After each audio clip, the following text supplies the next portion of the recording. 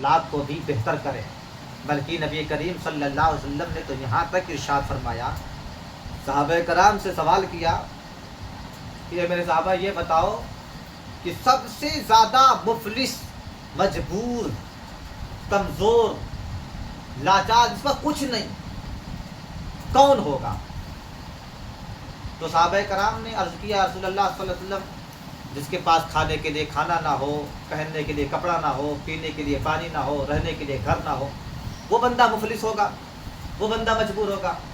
اللہ کے نبی نے ارشاد فرمایا کہ نہیں، بلکہ سب سے زیادہ مفلس وہ ہوگا قیامت کے دن کہ جو اپنے ساتھ نماز، روزہ، حج، زکوٰۃ، صدقات، خیرات، طرح طرح کے اعمال، طرح طرح کی نیکیاں لے کر کے آئے گا، لیکن ساتھ ہی ساتھ وہ اپنے بھائی کا حق نہیں ادا کیا ہوگا، اپنے ماں کو ستایا ہوگا، اپنے دوستوں کا حق کھا لیا ہوگا، اپنی بہنوں کو وراثت میں حصہ نہ دیا ہوگا، بچوں پر ظلم کیا ہوگا. یہ سارے حقوق بھی اس کے ساتھ ہوں گے، اور اللہ کی بارگاہ میں وہ سارے اعمال پیش کرے گا، نماز، روزہ، حج، زکوٰۃ، سارے اعمال پیش کرے گا، اور اللہ تبارک و تعالیٰ کی بارگاہ میں عرض کرے گا کہ پروردگار عالم، میں مفہوم حدیث بیان کر رہا ہوں تھوڑا سا تاکہ آپ کو سمجھ میں آ جائے تفصیل سے، کہ میرے پروردگار، یہ میں تیری بارگاہ میں جو تو نے مجھ پر فرض کیا تھا وہ میں لے کر کے آیا ہوں، اس کے بدلے میں مجھے جنت عطا فرما دے.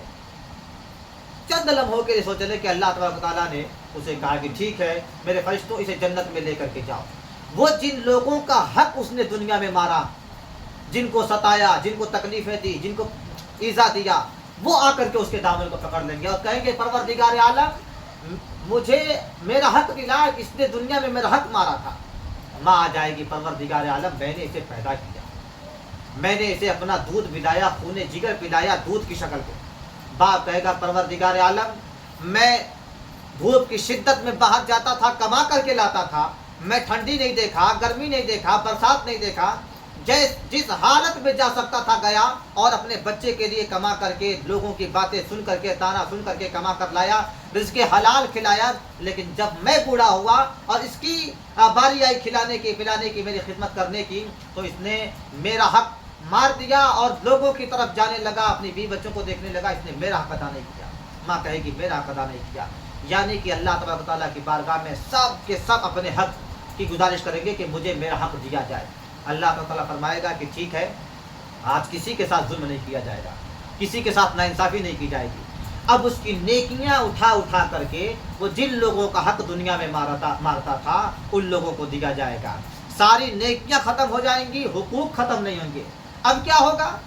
اللہ تبارک و تعالیٰ کے پیارے نبی صلی اللہ علیہ وسلم نے ارشاد فرمایا کہ اب لوگوں کے گناہ جن کا حق مارا تھا، مثال کے طور پر میں نے بھائی سے 1000 روپیہ لے لیا، اب یہ ہم سے مانگتے گئے، ہم نے ان کو دیا نہیں، میرا انتقال ہوا، ان کا انتقال ہوا، قیامت قائم ہو گئی. اب وہ 1000 روپیہ جو ہم نے دنیا میں انہیں نہیں دیا تھا، وہ قیامت کے دن اللہ کی بارگاہ میں میرا دامن پکڑ لیں گے. اب اللہ تعالیٰ فرمائے گا ٹھیک ہے، اس کی 1000 روپے جو تم نے دیا تھا دو. اب ہمارے پاس نیکی تو ہے نہیں، نیکی ماں لے گئی، باپ لے گیا، بہن لے گئی، بھائی لے گئے، سارے لوگ لے گئے. اب نیکی تو ایک بھی بچی نہیں. 1000 روپیہ ابھی بھی ان کا مجھ پر قرض ہے. اب وہاں تو ہم بھاگ نہیں سکتے، یہاں تو ہم نے فون اٹھانا بند کر دیا، یہاں تو ہم نظریں چھپا کر کے بھاگ گئے، لیکن قیامت کے دن کون بھاگ سکتا ہے؟ اب قیامت کے دن اللہ تعالیٰ فرمائے گا چل اس کی 1000 روپیہ دے، اس کی نیکی اپنی نیکیاں دے. نیکی ہے نہیں. اللہ تعالیٰ فرشتوں کو حکم دے گا کہ اس بندے کا 1000، میں مثال دے رہا ہوں، 1000 گناہ اتار کر کے اس کے سر پر ڈال. اب یہ بندہ جو نیکوکار تھا اور اپنے نیکی کی وجہ سے جنت میں جانے والا تھا، اب اس کے سر پر گناہ ہو گئے.